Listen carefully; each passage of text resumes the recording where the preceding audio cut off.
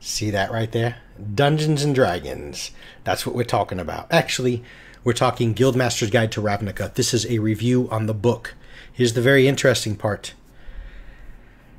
I don't actually have the book. You see, on my shelf, I do have some books. We're talking hardcover, physical things that you can, well, you can't fold them and break them, but you can smack them against something. I've got the DMG, Player's Handbook, Monster Manual, Volo's Guide, Xanathar's Guide to Everything, Curse to Strahd, Out of the Abyss. I do have some books, and I have been to my local gaming store, cover to cover. I've flipped through Guildmasters Guide to Ravnica. So you might and must be wondering, how can I do a... You must be wondering, how can I do a review on a book that I don't have? Quality control. It's the same thing. The book is made by Wizards of the Coast. All of the books are the same. Just like your DMG is, other than obviously the content and the cover, but the feel, the tactile, the thing in your hand. The Player's Handbook feels the exact same as Monster Manual, as the exact same as DMG. So, I can say with confidence that Guildmasters Guide to Ravnica, should you go out there, go to your local gaming store, go to Amazon, and actually wish to and choose to acquire the actual physical book, though I don't have it, I know what it feels like. It's identical to any book that you may already have. It's going to have that familiar feeling, the glossy cover. The binding is well made. The interior has that sort of oiled paper texture. The writing is the same, meaning the font, the visuals, the aesthetics. It's a good book. There's nothing wrong with it. So go out there and get the book. Now, what you are here for, what the world is here for, I know, the world is here for this, is you need to know what's in the book. Is this book something... Hold on a second. See, this book already came out 6 months ago, November of 2018. There's a bunch of you already out there that have already decided. Not you guys, because you wouldn't be watching the video.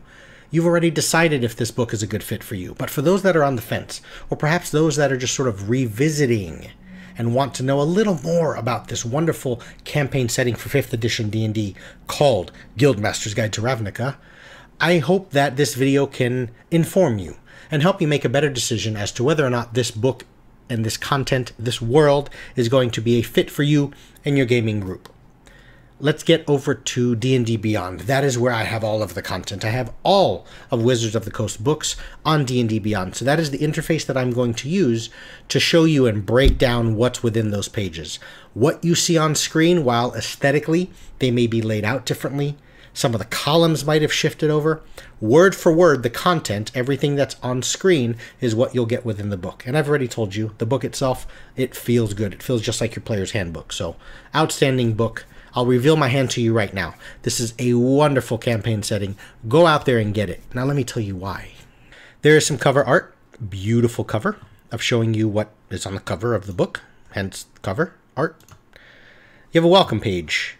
So Ravnica, early 90s, 92, 93, 94, somewhere in there. Wizards of the Coast and Richard Garfield created the card game Magic the Gathering. Now, Magic moved on and it's still going on, and somewhere, what does it say here? 2005 was, I believe, when the first of the 8 sets that Ravnica came about. So Ravnica is a plane. It's a place, a world. And on it is this really massive city. It basically populates the entirety of the plane. And that city is also called Ravnica. So it's one and the same. Don't separate the two. Ravnica is the place where cool things happen. It's the city. It's everything. The city is made up of a bunch of districts. In the world of D&D, as far as where it is in this book, it's called 10th District. It's focusing on one center place. But regardless, we'll get to that in a little bit. Ravnica is the city and the plane, all one and the same. And though they owned Magic the Gathering and they had this Ravnica thing, and then somewhere late 90s, they bought TSR and Dungeons and Dragons and all that stuff. And though they've had those two franchises since the late 90s, it wasn't until November of 2018 where they finally meshed the two together and they took the lore and background of a Magic the Gathering place and they put it into D&D content and into a D&D world. So what you have here is a 5th edition campaign setting. Now, what's actually in the book? What do you get? All right, so you have character creation. That's important, right? And it gives you some ideas on something of how to make a character within a guild. The guilds are, it even says it word for word, The guilds are the lifeblood of Ravnica. They're everything. There's 10 guilds total. They're groups, factions, organizations. Matter of fact, the best way is just to read that to you. It says the 10 guilds are the lifeblood. Hold on. The 10 guilds are the lifeblood of Ravnica, making up the foundation of its society. They are voluntary associations led by Guildmasters.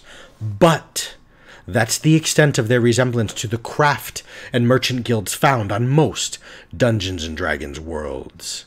They include many different kinds of organizations, such as a government body known as the Azorius Senate, a military force, the Boros Legion, an espionage network, House Demir, an association of raiders, the Groll clans. Hulk is on my backboard. Hulk smash, that's them. And so on. So, the book shows you how to make a character and where they might fit within a guild. It gives you this awesome chart. Every game that has awesome, cool information that is talking about background and lore and things that might influence the way a person lives and is and perceived within a world, this is the type of thing they should offer. You simply ask this question of your character. What's important to me? And by going through this flowchart, it's going to point you to these blue boxes, which are the 10 guilds.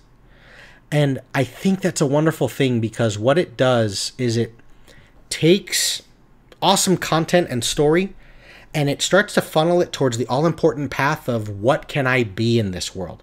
Too often are there amazing worlds with content, right? Everything wants to go into the Tolkien realm where you have just, George R.R. Martin and the HBO series. That's a TV show.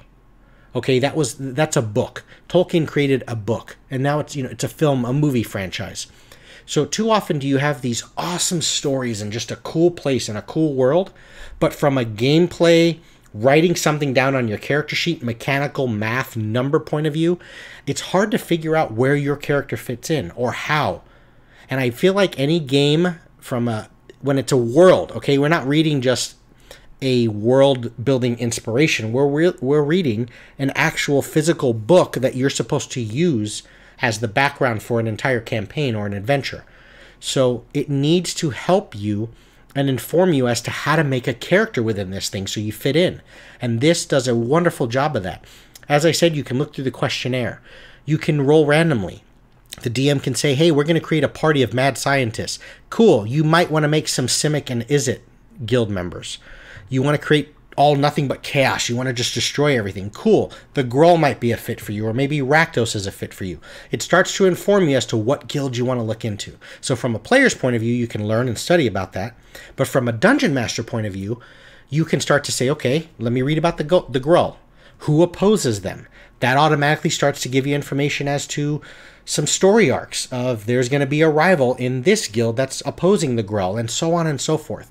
And it just does a good job of taking you from sort of the level 1 point of view and figuring out where you fit in within the big overarching storyline of all the detail of the guilds and whatnot. So it just does a very, very good job of that. What can you actually play? So first, let me show you what you can't be.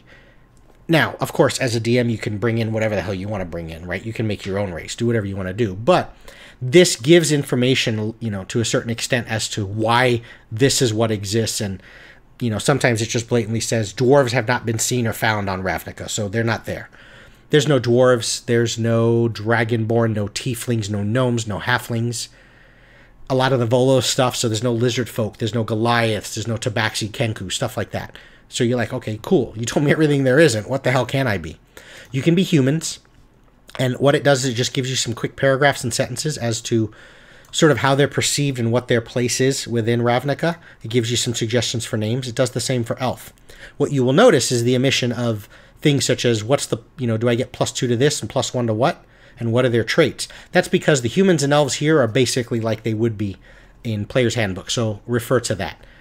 I don't see anything that indicates that all humans are variant humans, so that's up to the DM, of course, to decide whether variant human is allowed. The elves, it does say you can be, of course, your high elf and wood elf.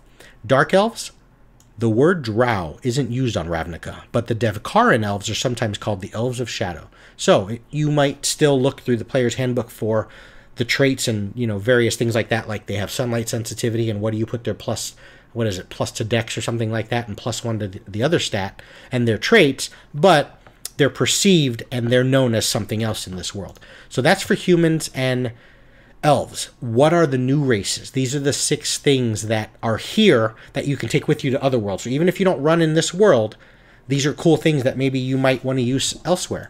You can be centaurs. And now for these, since they're new to the book, they will give you the traits. They'll show you that you get +2 to your strength, +1 to your wisdom. They'll give you the idea, you know, tell you that you have charge and hooves and equine build and things like that. What are the traits?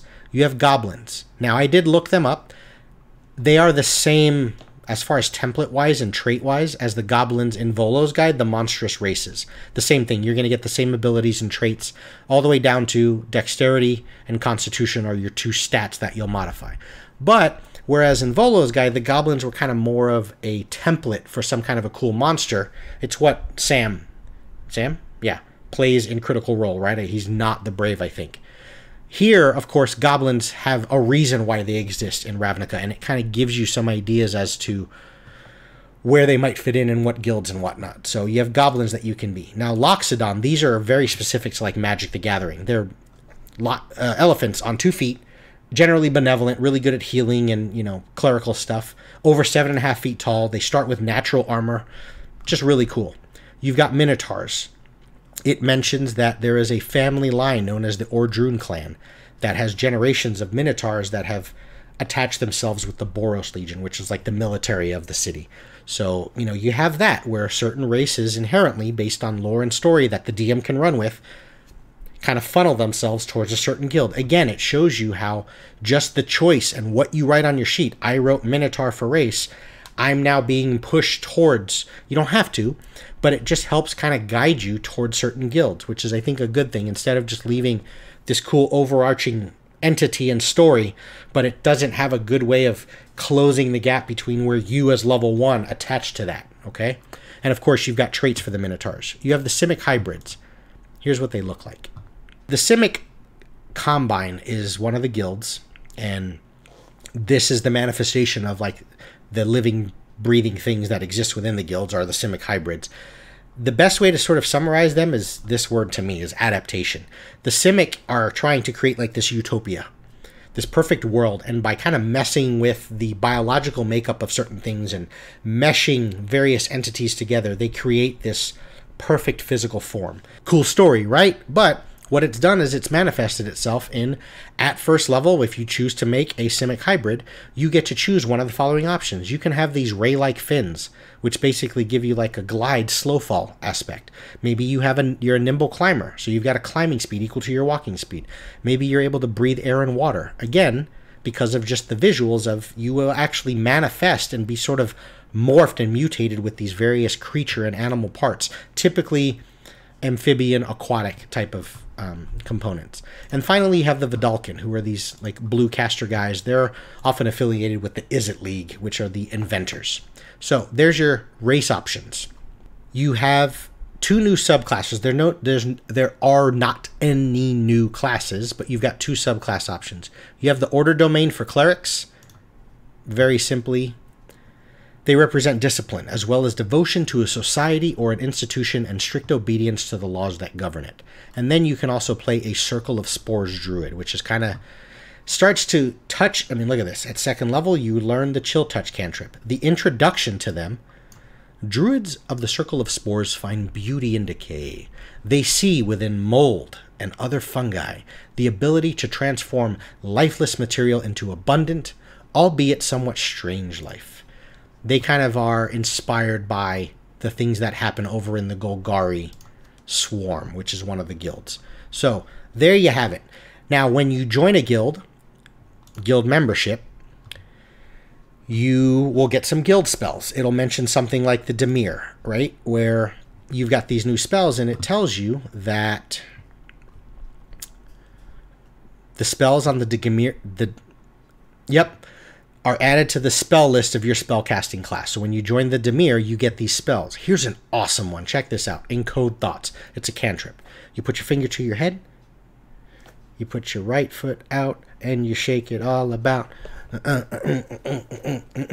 So you put your finger to your head, you cast this cantrip. And what it does is it takes a thought, a memory, an idea, and it manifests it into this tiny, I'm just reading, weightless, semi-solid, like a ribbon, basically. Now, the ribbon's stationary, but it can be moved around. So imagine for a second, let's just take a cantrip and extrapolate from there as a creative mind and show you how we can create an entire story arc based off of one little cantrip that's given to one member that has chosen to join one guild.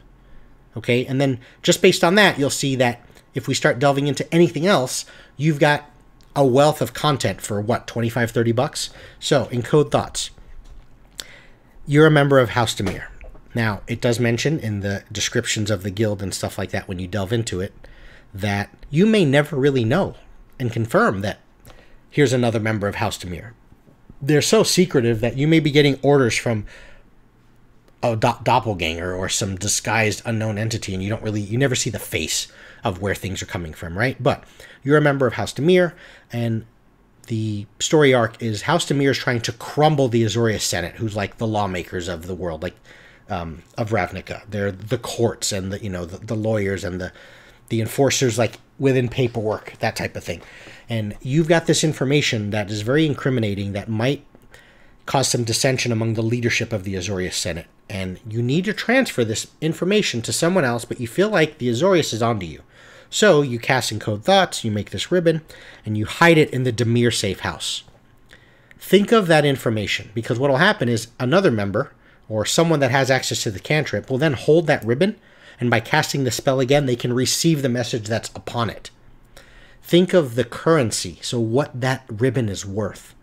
There would be entire factions and groups, or guilds in this case, that would send out people to try and make sure that that ribbon never gets into the right hands, or it's destroyed. Or if someone was to stumble upon it and, hey, I've got a Dimir ribbon, I don't know what's on it.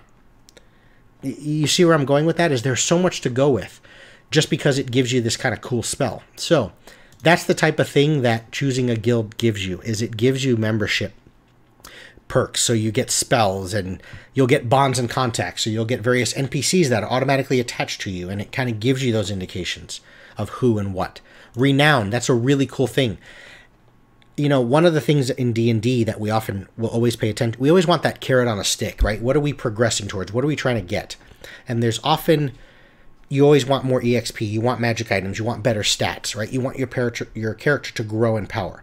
Renown becomes another thing that you can progress with. And I think the other thing that's really good about it is if you're the type of character that maybe isn't excelling, or you're just not as good tactically on the battlefield, this is sort of the behind-the-scenes roleplay thing that can make your character feel like they've grown and become something, yet you might be the weakling and you might suck in combat. You know what I mean? And the way Renown works is that it says as soon as you join a guild as a starting character, you get a Renown score of 1. And then your Renown score increases by 1 when you do something to advance the guild's interest. You can also lose Renown. And you see what I mean? Where it has cool things that you can do, but it gives you some quantifiable steps that you can get an indicator as to whether something is happening and progressing. And at Renown 3 or higher, you are an established and respected member. You can perhaps reach high enough that it says you might even become the guild leader or some member of high status or something like that. There's cool signets, which are actual like physical like keys. They're magic items that give you benefits, but most importantly, they give you access. They're like pass cards that give you access to secret guild locations. When you reach Renown 25, I think it is, you get some of those signet rings, or you might get them. So it just gives another thing that you can chase and that the DM can use as like a plot hook. So you get things like that where there's these just awesome perks for being a member of certain guilds. As I said, you've got all these different guilds. You have the Azorius Senate. They're kind of the lawmakers and the behind the scenes of the paperwork and, those that are within. However, check out one of the NPCs of the Azorius. As much as they sound like, they're the courthouse, this is Asperia, who I believe is their guild leader. It's a freaking CR 21. A dude that can cast imprisonment twice per day.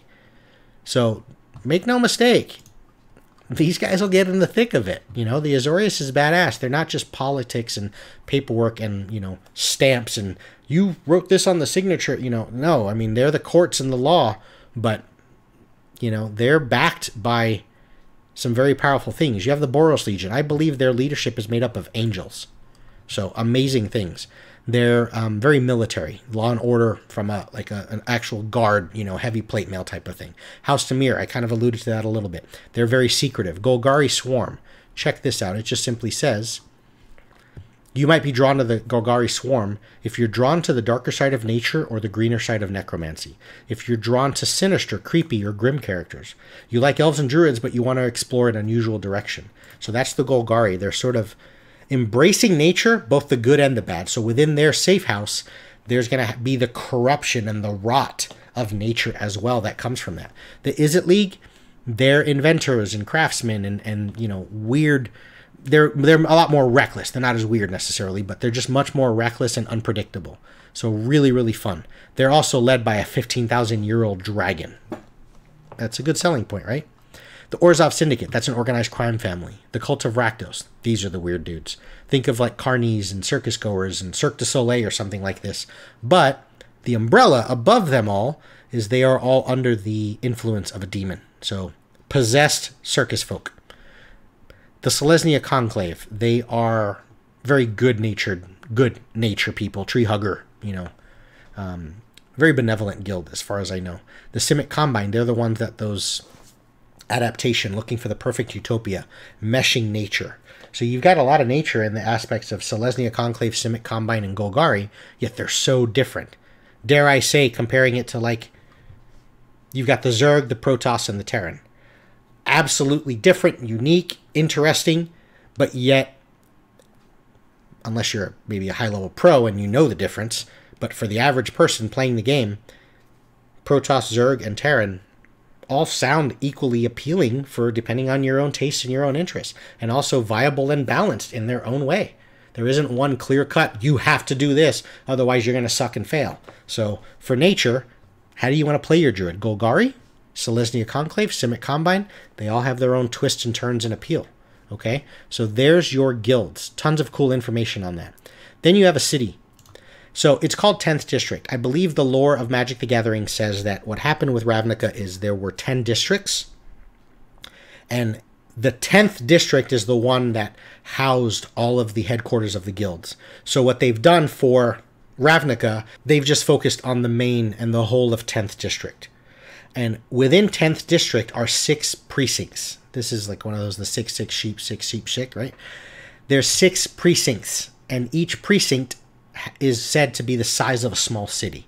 So what'll happen is, you know, for the city and the place itself, you're going to get a cool map, right? And here's a cool map of 10th District, which will show you where the various precincts are, okay? And then within the precincts themselves, you'll get their own maps, which will have, you know, here's Plaza West, and here's Orzhova, and here's Plaza East. Now, it doesn't, the way I equate how this book works, it's similar to like a Curse to Strahd or an Out of the Abyss. There's not as much overt, blatant, you know, when this happens, read this. When they go left, read this. What it does is you've got some work to do. So here's how kind of the analogy I use. Some worlds, some content, some adventures, modules, places where you will journey, will sort of hold your hand, right? So you're the DM and you have your hand held. And what'll happen though is it'll grab your hand and it'll lead you somewhere. It'll lead you down a path. But if you get stuck, you have some questions, you need some information, it's there with you. So it'll provide that information for you. Ravnica, the book, this book, the way it works is Ravnica holds your hand, but it doesn't guide you anywhere. It just stands still. You go wherever you want to go, but since it's always holding your hand, it's always there to provide the information and the good bits that you need. And what I mean by that, in actual gameplay terms, would be with 10th District Plaza, it'll tell you. It's a popular place for meetings, recreation, shopping, and to simply be seen. 10th District Plaza is a beautiful oasis of calm and cleanliness. Kept perpetually clean through magic and constantly patrolled by Azorius arresters, the plaza is considered neutral ground for every guild, gang, and faction in the city. Drawing a weapon within the confines of the plaza is met with a swift response from the arresters and marks the offender as a person who can't be trusted. If you are joining the Azorius Senate or you have some affiliation there, 10th District might be a place that it might be the center of attention, the environment you want to be in. But as you can see, you are moving yourself through it. There's some work that has to be done from the DM, just like with Out of the Abyss. There's a bunch of cool information there, but you've got to figure out how you navigate through it. This does not give you the name of every shop. It does not give you the name of the NPCs and the merchants. It just gives you some loose paragraphs on what is of interest there. And most importantly, each of the precincts will say, all of the guilds have interest here. Lawyers, bureaucrats, and soldiers of the Azorius Senate are found throughout the precinct. The Orzhov Syndicate runs many of the clubs and restaurants here, and this is the location of both its guild hall, Orzhova, and its monumental Vizkopa Bank. So it shows you which guild has like the strongest presence, if not their headquarters or their main house. Also, even though there's 6 precincts and each is about the size of a small city, it does say, depending on when you get into the guilds, that there is an undercity, an entire world that exists underneath where some of the more sort of evil guilds would reside. So there's just a lot of cool bits on, you get a cool map, it tells you the main points of interest for each of the areas, and from that gives you some neighborhoods and landmarks, and you run with it from there. So it's a really good chapter on the actual physical location of this place. So as I start creating adventures, which is the next chapter, there's a bunch of different things here. I can make some adventures and sort of the campaign story arc based on some guild locations. So if I click on the Boros Legion, I will see that here's a map of what their location might look like. And this is for all of them. The Cult of Rakdos, this is one of their sort of headquarter looking places. The Selesnya Conclave, this is what it looks like. So there's just a bunch of ways you can go. You can randomly roll to see what comes up. You can maybe do some stuff where you just choose some specific things of, here's some possible villains that your PCs can go against. Here's some character objectives that your PCs might have. Things of that nature. So there's just a lot there, okay? Next, the last 2, you've got treasure. I believe there are 30 magic items within the world of Ravnica. So one thing it'll do is it'll show you listed by groups. So the Azorius, here's a specific item that's specific to Guildmasters Guide to Ravnica. It shows you what are the sort of special items that are within the Dungeon Master's Guide. What are the special items that are attached to just Ravnica themselves. And it does that for each of the guilds. So those are Azorius items. These are Boros items. These are Dimir items, Golgari items, so on and so forth. So even if you don't choose this world, there are about 30 new magic items that are here with a lot of cool flavor, just like that spell where I talked about the encode thoughts and the ribbon. There's so much cool flavor and reason as to why these items exist. Finally, another major selling point, if I was to go through the bestiary and look through, there are 79, I think, entirely new monsters, okay? And when I say monsters, I'm talking you're getting the full monster manual treatment, a description of sort of where they are, what's their place in the world, how they fit in, and to the highest level, I mean, you're getting everything. Here's this full description and all of the stats. And these are not just reskinned where, oh, it's just a Cyclops from the book and then we gave him a new name. No, I mean, visually, that's why he looks the way he looks. I don't think the Cyclops in Monster Manual has this spell vitalization. So we're talking about monsters that are fully created, entirely new things that are created for Ravnica, but they have a rhyme and reason as to why. Immediately after a creature casts a spell of first level or higher within 120 feet of this guy, he can move up to twice its speed without provoking opportunity attacks. It can then make one slam attack against a target of its choice. So spells sort of invigorate this guy. You know what I mean? And it makes sense because he serves the Izzet League as Workshop Guardian. So we're talking guys that are like creating weird technology and malfunctioning things. I mean, come on, dude. Here's the biggest selling point in the game. That's it. If this, you want one reason to buy the book, a Pyro Converger is an uncommon Izzet made flamethrower that carries a risk of malfunction every time you use it. If you can't come up with a cool story with that, I got nothing for you. Go out there, buy the damn book already. This is Guildmasters Guide to Ravnica. Thanks for watching, everybody.